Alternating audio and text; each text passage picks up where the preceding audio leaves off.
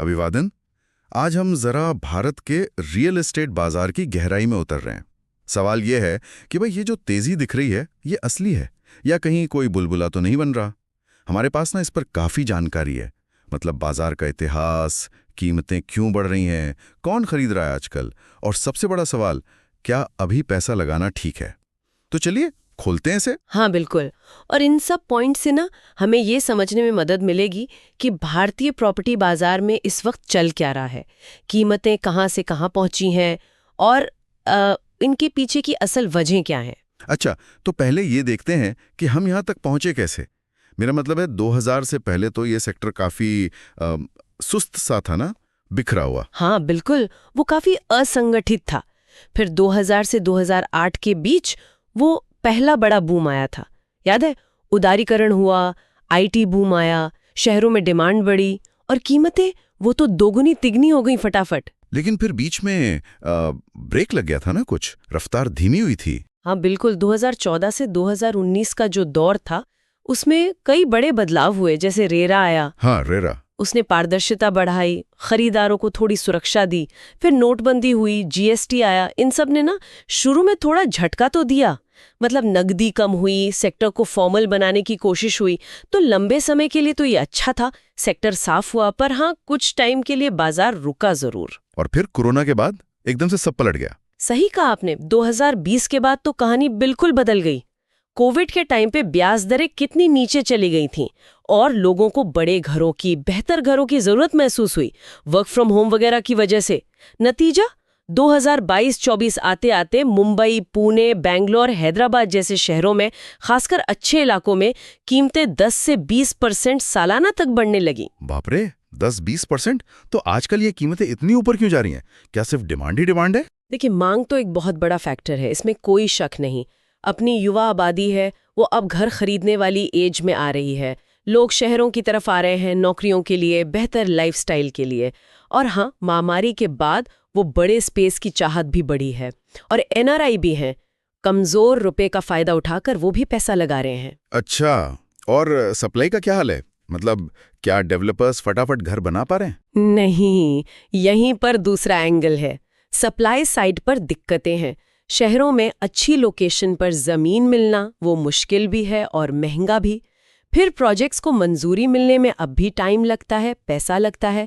और ये मत भूलिए, construction cost, cement, steel, labour, सब कुछ तो महंगा हो गया है। लेकिन होम लोन वो तो अभी भी ठीक ठाक है ना, मतलब 8-9% के आसपास। क्या उससे कुछ फर्क पड़ रहा है? हाँ, वो एक बहुत बड़ा सपोर्ट है अभी।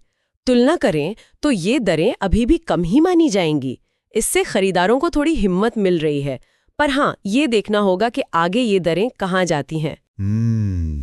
ये दिलचस्प है। पर ये जो खरीद रहे हैं लोग, ये हैं कौन?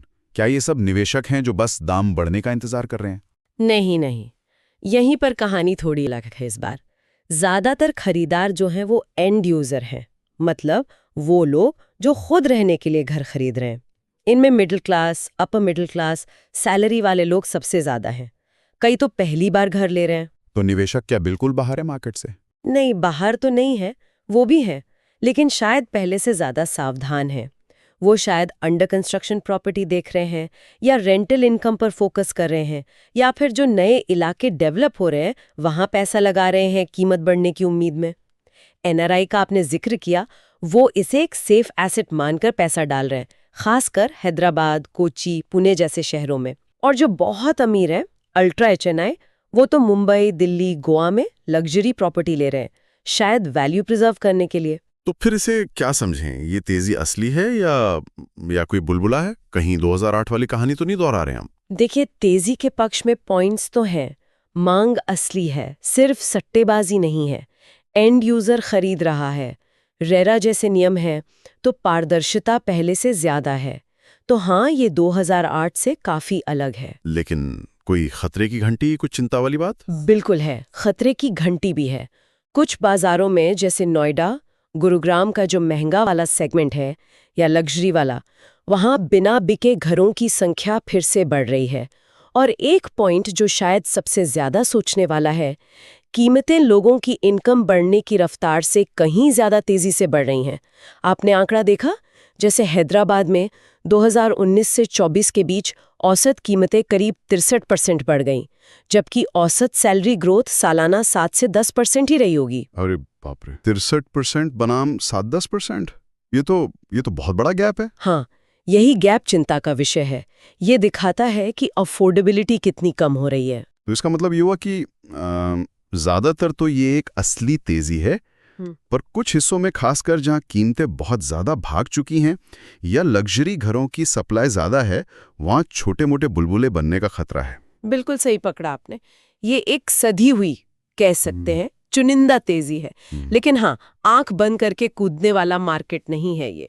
तो आखिरी सवाल, सबसे जरूरी, क्या इस माहौल में किसी को प्रॉपर्टी में पैसा लगाना चाहिए? देखिए, ये पूरी तरह इस बात पर निर्भर करता है कि आपका इरादा क्या है।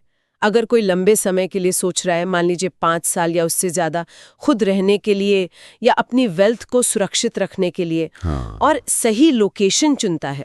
सही लोकेशन मतलब जहां इंफ्रास्ट्रक्चर आ रहा हो, जैसे मेट्रो लाइन, नया ऑफिस कॉम्प्लेक्स, एयरपोर्ट वगैरह, ऐसी जगह पर लिया गया घर शायद अच्छा रिटर्न दे।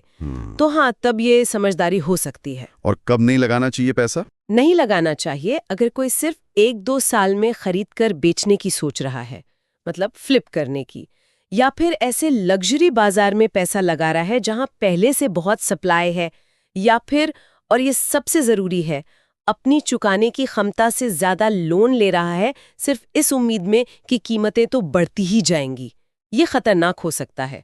और हाँ, ये भी याद रखना होगा कि भारत में रेंटल यील्ड, मतलब किराए से कमाई, वो अभी भी बहुत कम है, सिर्फ 2-3% के आसपास। तो सिर्फ किराए के भरोसे घर लेना शायद उतना फायदेमंद न हो। बिल्कुल, जब तक कि प्रॉपर्टी की कीमत में अच्छी खासी बढ़ोतरी ना हो जाए। इक्विटी या म्यूचुअल फंड शायद बेहतर रिटर्न दे दें। समझ गया। तो कुल मिलाकर कहानी ये है कि भारत का रियल एस्टेट बाजार एक असली लेकिन बहुत सिलेक्टिव तेजी के दौर में है। ये 2008 जैसा बिल्कुल नहीं है। ज्यादातर खरीदारी जरूरत पर आधारित लग रही है और कीमतें बढ़ रही हैं क्योंकि मांग है, सप्लाई कम है और लोगों की लाइफस्टाइल बदल रही है। हाँ, एकदम सही।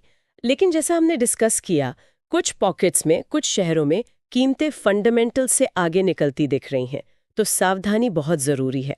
और हाँ, एक सवाल जो शायद हमें सोचना चाहिए आगे के लिए, अगर भविष्य में ब्याज दरें और बढ़ती हैं, या मान लीजिए ये वर्क फ्रॉम होम का ट्रेंड कम होता है, तो इस मौजूदा तेजी पर क्या असर पड़ेगा?